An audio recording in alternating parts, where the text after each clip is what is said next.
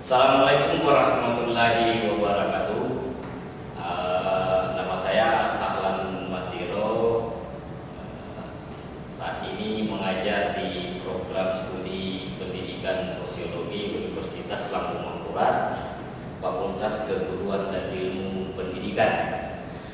Beberapa mata kuliah yang saya ampu di program studi ini antara lain salah satunya adalah sosiologi pembangunan.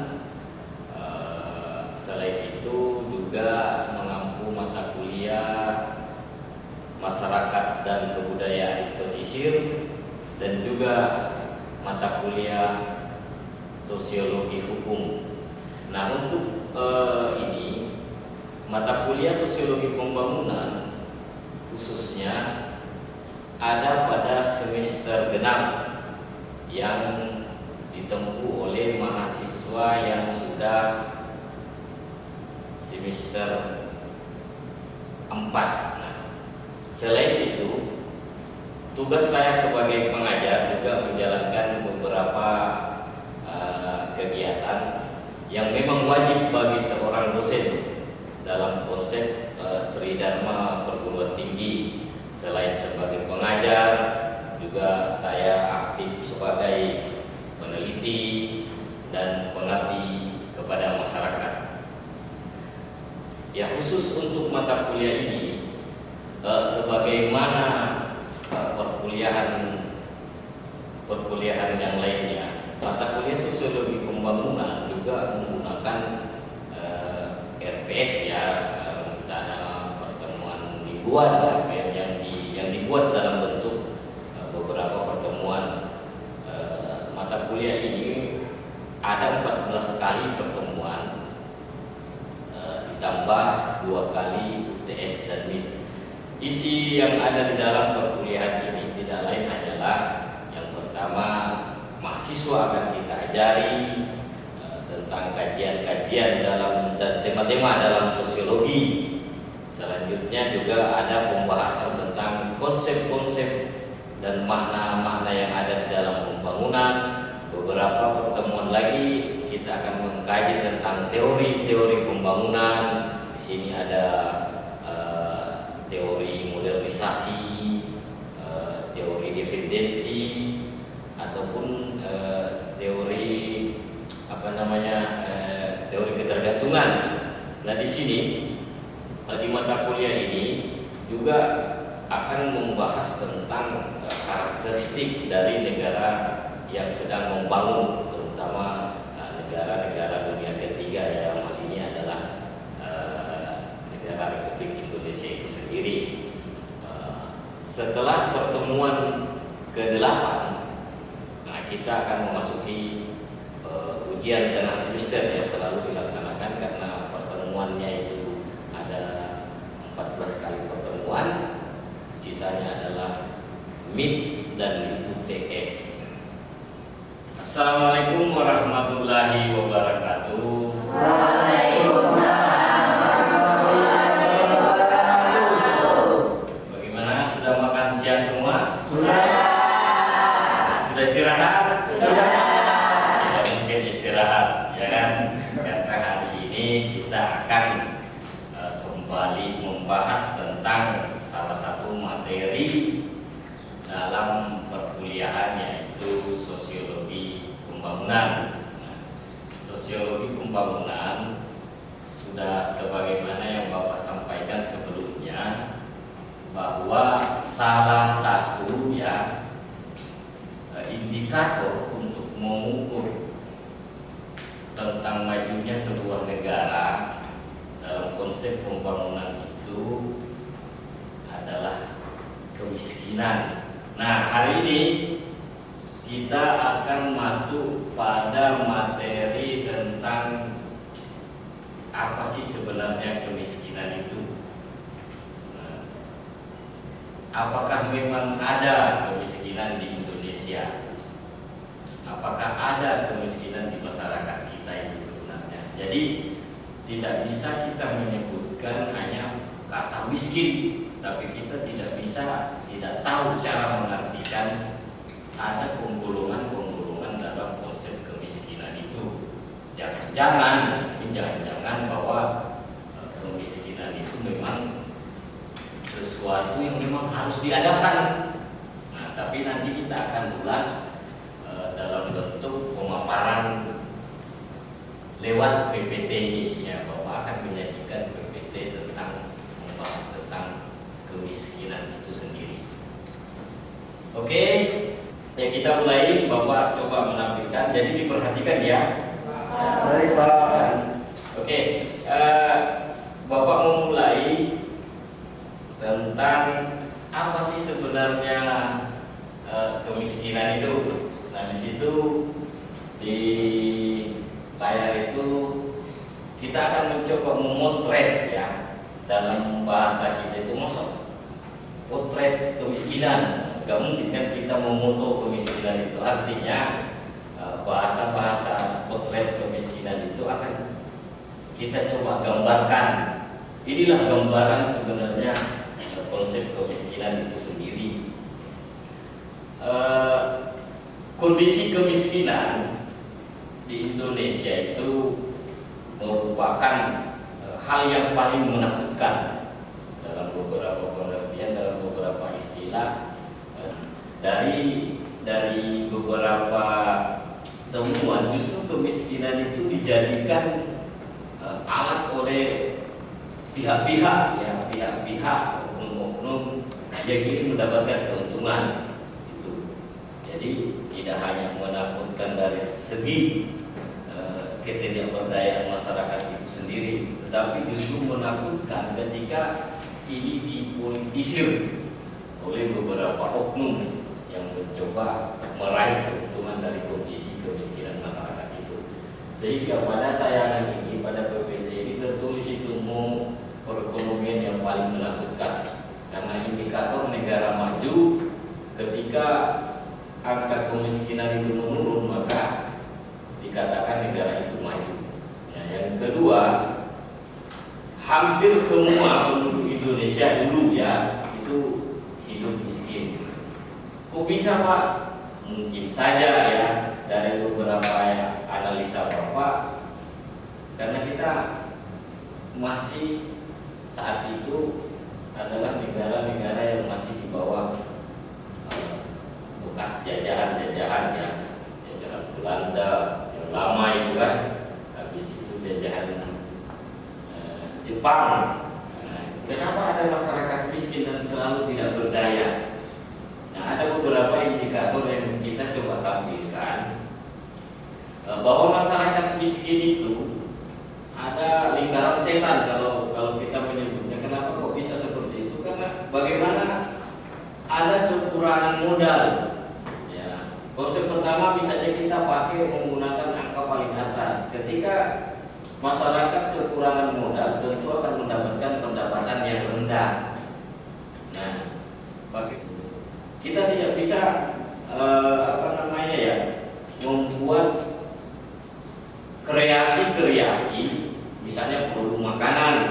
Kalau kita pendapatannya rendah, tidak bisa kita melakukan produktivitas itu. Paling hanya sejenis. Ya. Nah, pendapatan rendah melahirkan apa? Tabungan. Tidak ada tabungan.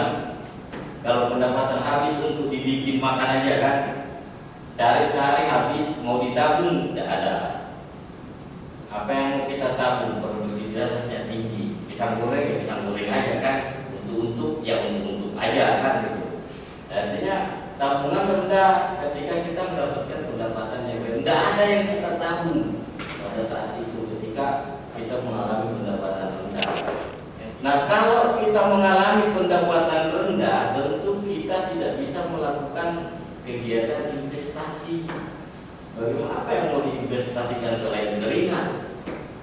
Ya, itu. Nah, ini penerjemahannya. Tabungan rendah, investasi akan rendah. Rendahnya investasi akan mengakibatkan kembali kekurangan modal. Nah, inilah lingkaran-lingkaran ini yang ada di dalam masyarakat kita, sehingga poverty ini, kemiskinan ini semakin menjadi menakutkan itu. Ya. Lalu bagaimana caranya, Pak? ada beberapa hal untuk mendapatkan itulah lahirlah sekarang konsep indikator inilah yang menyebabkan terjadinya apa yang kita sebut sebagai lingkaran kemiskinan. Ketidakberdayaan itu disebabkan karena ini. Ya, desa-desa sekarang sudah mulai menggalakkan misalnya untuk meningkatkan investasi masyarakat di suatu wilayah. Itu konsep yang sekarang dipakainya ada beberapa misalnya tentang pariwisata.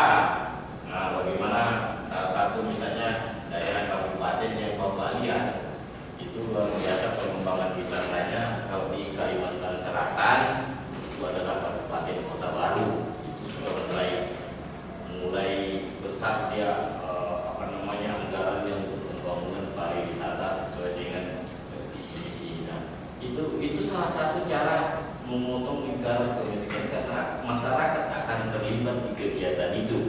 Beberapa indikator yang kita pakai untuk menggolongkan kemiskinan.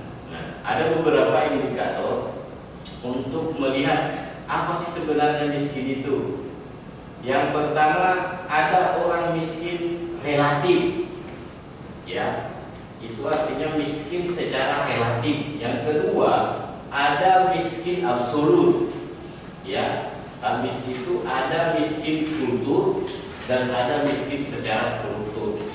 Kalau kultur ini kita menjadi bagian-bagian dalam keilmuan kita. Misalnya sosiologi bicara tentang ini. Ya, miskin kultur, miskin struktur, lain. Struktural ini artinya nanti Bapak akan sampaikan di slide berikutnya. Nah, ini ada 4 kategori: relatif, absolut, kultural, dan struktural. Nah, itu penggolongan konteks kemiskinan. Nah, ya sekarang kita masuk relatif. Nah, relatif itu artinya yang diukur adalah seseorang itu diukur relatif ketika pendapatannya di bawah pendapatan sekitarnya. Nah, misalnya relatif miskin relatif ini masyarakat A. Nah, ini masyarakat B. Nah, ini masyarakat C. Nah, siapa yang paling rendah penghasilannya dalam per bulan ini, maka itu adalah dianggap masyarakat miskin. Jadi relatif. Bisa saja si B ini lebih tinggi daripada A, maka inilah yang disebut dengan miskin relatif. Dia paling rendah pendapatannya di antara ini dan ini, ya. Nah, ini yang paling ini. Nah, kalau seandainya ini tidak ada, ini lagi yang paling rendah, maka inilah yang paling miskin. Itu yang disebut relatif. Berarti siapapun yang berada pada lapisan paling bawah dari pendapatan dalam suatu masyarakat, maka itu adalah kategori miskin. Siapa yang paling rendah uang jajannya di sini, itu miskin itu. Itu kalau kita mengukurnya secara relatif. Tapi ukurannya adalah siapa yang paling rendah di bawah itu, maka dia disebut miskin relatif. Nah, di masyarakat kita kan seperti itu. Nah, ini kemiskinan relatif ini dipakai oleh negara-negara Eropa atau negara-negara di sini Amerika Serikat menggunakan indikator ini. Makanya orang-orang yang pendapatannya rendah di Amerika lari ke Indonesia menjadi kaya. Itu. Nah, itu. Jadi ketika miskin relatif di Amerika belum tentu sampai di Indonesia bisa lebih kaya dibanding kita. Makanya, nah ini digunakan oleh Amerika Serikat menggunakan indikator semacam ini. Yang kedua, ada miskin secara absolut. Nah, miskin absolut ini dilihat dari untuk memenuhi sandang pangan, pendidikan, dan kesehatan. Apabila kita ini yang mahasiswa yang budiman, ya, mahasiswa budiman, itu kalau seandainya kamu tidak sanggup memenuhi sandang, kamu tidak sanggup memenuhi pangan, kamu tidak pendidikan, kesehatan, dan sedikit minum susu misalnya, maka kamu dianggap miskin. Itu namanya absolut. Tetapi ketika kamu mampu saja memenuhi ini, maka kamu tidak dianggap miskin. Pak, rumah ada aja belum Pak. Pak, sandang ada aja belum Pak. Kesehatan kawan juga ke puskesmas Pak. Nah berarti kamu tidak miskin ukuran di absolutnya nih. Ketika ini sanggup memenuhi, dilihat dari kemampuan mendapatkan, mampu aja mendapatkan ini, maka absolut. Nah kalau kita berkaca pada ini, kira-kira ada nggak orang miskin di Indonesia? Nah kalau kita mau berkaca pada ini, rasanya sebelah tadi kesehatan ada BPJS, ya kan? Rumah ada, tapi kenapa? Nah itu pertanyaannya, kenapa masih ada kalimat miskin? Walaupun ukuran rumah nih, pemukimannya, biar misalnya lain beton, tapi dia punya rumah. Makanya ketika kita bicara sandang, pangan, pemukiman, pendidikan, sampai di sini aja nah, sandang, pangan, pemukiman. Tapi dia tidak memenuhi pendidikan, dia tidak memenuhi tingkat kesehatan orang-orang komunitas adat itu. Dia dianggap miskin karena dia tidak sanggup memilih. Rata-rata mereka karena tinggalnya jauh di gunung sana, dia tidak mengalami pendidikan yang layak, dia tidak mengalami kesehatan yang layak, fasilitas pelayanan kesehatan yang layak, sehingga mereka disebut komunitas adat terpencil, itu yang mengalami rentan terhadap kalimat miskin. Tapi secara keseluruhan baju ada, rumah ada, ya kan?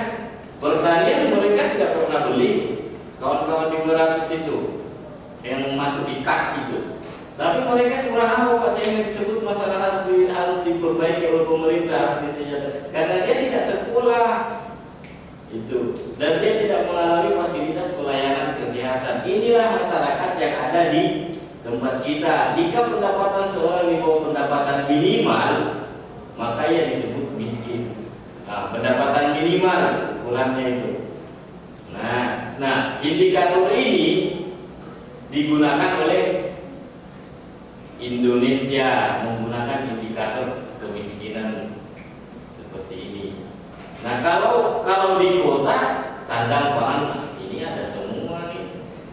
Makanya kan tidak pernah kita, kenapa kok di kota itu Pak selalu disebut kemiskinan perkotaan? Karena memang pemukimannya kumuh.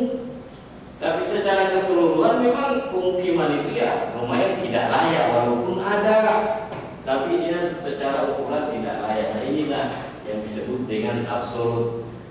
Pendapatan minimal untuk memenuhi kebutuhan pokok, maka ia disebut miskin. Nah yang ketiga, nah kultur. Nah yang bahaya ini karena kultur ini dikaitkan dengan menerima.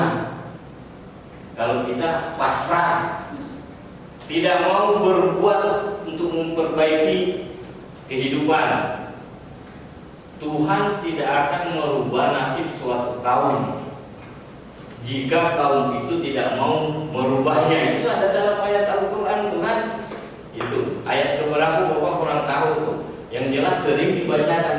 Artinya jangan cuma menerima, karena konsep kita akan selalu ada aja rezekinya. Amunnya kita tidak ikhtiar dan berdoa dan berusaha, maka tidak akan dapat itu. Kamu akan miskin secara utuh. Terkadang ada budaya yang mau menerima tuh. Nah, hanya mau menerima. Nah inilah kemiskinan terjadi pada diri. Tidak merespon di bawah pelatihan. Pesan apa pelatihan? Karena kenapa? Berat di sini nih. Budaya ini termasuk hal yang paling susah dirubah nih. Ya, nih budaya itu kan dipengaruhi oleh apa? Lingkungan kan, ada lingkungan, ada persepsi. Kita kan untuk merubah diri kita itu kan persepsi, pengalaman. Nah ini sehingga kita tidak mau merubah itu karena kita tidak mengalami pengalaman ini. Ada apalagi itu yang intinya disebut dengan miskin karena kultur ini. Nah, yang terakhir ini struktural.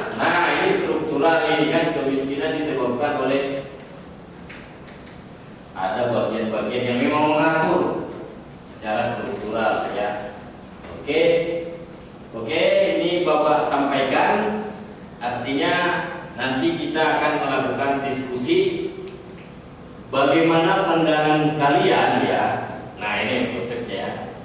Dari beberapa indikator kemiskinan itu, kira-kira nih, ya kita mulai diskusi. Di masyarakat kita Kalimantan Selatan, indikator apa yang paling tepat kalau mengukur masyarakat Kalimantan Selatan? Kalimantan Selatan. Silakan mahasiswa yang budiman.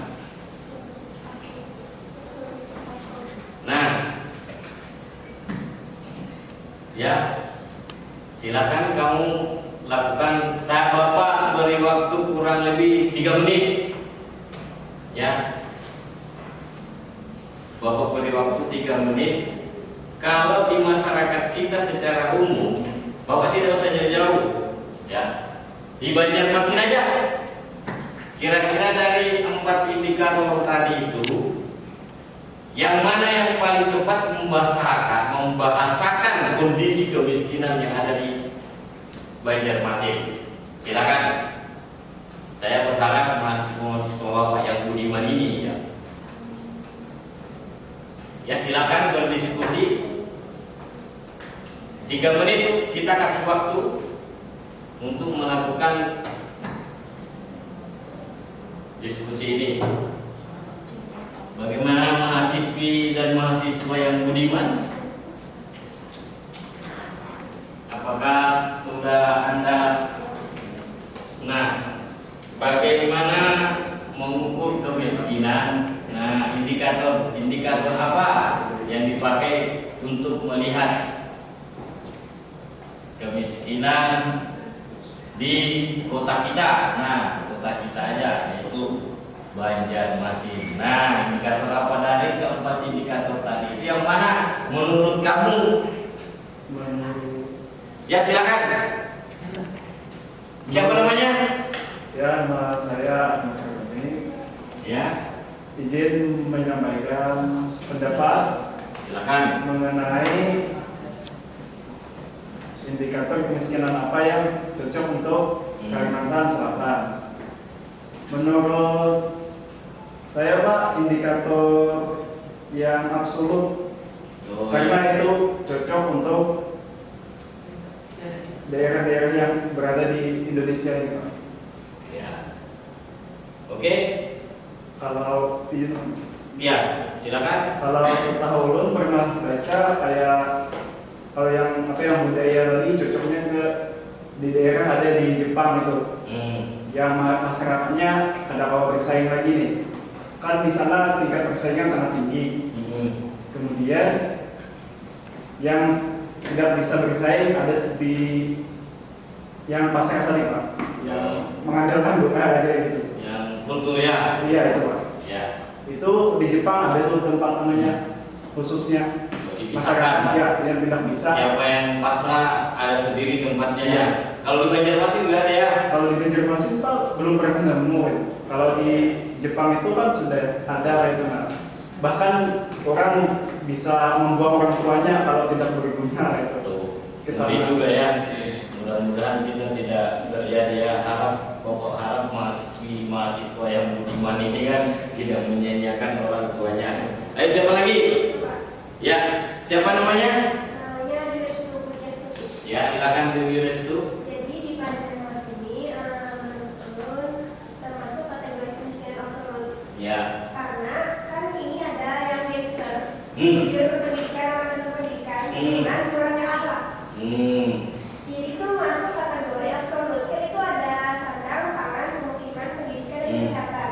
Terus dari kesehatan juga ada beberapa masyarakat yang belum mempunyai BPJS walaupun dibiayai oleh pemerintah. Tapi masih ada masyarakat yang Bali, yang sekitar, namanya masih dikategorikan sebagai kemiskinan absolut. Nah, artinya ternyata bukan hanya ukuran ini ya Dewi ya, tapi ukurannya adalah agama ya. Nah, oke. Masih ada satu lagi. Lagi Pak. Ya, silakan. Itu di bawah pendapatan minimal untuk memenuhi kebutuhan pokok makanya disebut miskin. Berarti Pak, kalau misalnya nih ada masuk ke UMKM apa? Yang gaji UMM ya, UMKM itu Pak. Iya Pak, ya Pak. Itu Pak. Berarti kalau di UMKM yang industri itu UMR ya. Upah minimum regional kota. Ketika di bawah itu maka dikatakan miskin karena tadi kata bahwa ditabung juga itu pas pas-pasan bisa makan aja. Ya. Karena UMR itu kan berbeda-beda. UMR setiap kabupaten di Kalimantan Selatan itu berbeda-beda. Kayak Bapak nih ketua RT kan, gaji Bapak itu cuma 200.000 sebulan. Tuh. Nah lainnya ada ternyata di Kota Baru tuh lebih banyak. Di atas pada itu UMR kenapa kok? Padahal sama-sama kabupaten nih. Ketua RT-nya barangnya di Kota Banjarmasin sendiri kalau Bapak tidak salah dengar itu di atas 500 PJM. 600. Hah? Ya kan? Iya. Nah, kalau di tempat Bapak di Bantula itu semua RT itu gajinya baru naik. Oke ya. Diskusi, terima kasih banyak untuk diskusi ini. Jadi kita coba simpulkan ya akhir dari perkuliahan ini bahwa ada lingkaran-lingkaran ya yang menyebabkan kita tuh semakin tidak berdaya. Tinggal kita mencoba mencari solusi yang terbaik untuk menjadikan lingkaran itu tidak menjadi menakutkan buat kita kan. Tentu ada harus pemberdayaan, harus rajin menabung, ya kan itu masyarakat itu diajarkan mulai sedini mungkin itu menabung lah. Apalagi ya tidak hanya pasrah. Ini kan beberapa indikator tadi lumayan mengerikan juga ya. Apalagi kalau Bapak malah melihatnya yang paling mengerikan itu yang di kultural ini, karena sesuai dengan keilmuan kita, kalau bicara tentang kultur ini maka kita akan bicara budaya. Nah itu ternyata juga dari beberapa masukan tadi, dari ungkapan mahasiswa-mahasiswa yang budiman tadi kan, ternyata bukan hanya untuk ukurannya kan. Ternyata yang diukur itu sebenarnya kenapa mereka sudah sanggup memenuhi ini kalau di Indonesia kan pangan bantu, tapi kok mereka masih karena perlu kita tidak hanya mengumpati itu lah pegayaan pura-pura kan itu kan dalam konsep kita. Artinya ya sekali-kali dicas lewat pengajian kan itu. Samping kegiatan dunia, ya akhiri juga dengan yang berbau akhirat. Gitu. Oke, cukup dulu sampai di sini. Masih ada pertanyaan? Oke, kalau sudah tidak ada pertanyaan, maka materi sosiologi pembangunan, terutama untuk pembahasan kemiskinan, kita cukupkan. Nanti minggu depan kita akan ketemu lagi untuk kita coba analisis ya indikator ini, kondisi realnya di lapangan. Nah, dengan demikian sebelum Bapak akhiri, terima kasih banyak ya karena sudah memperhatikan perkuliahan ini. Semoga ini bisa menambah wawasan bagi mahasiswa-mahasiswi yang budiman ya, untuk menjadi pelajaran ketika melihat situasi sosial di masyarakat kita. Bapak akhiri, Assalamualaikum warahmatullahi wabarakatuh. Waalaikumsalam.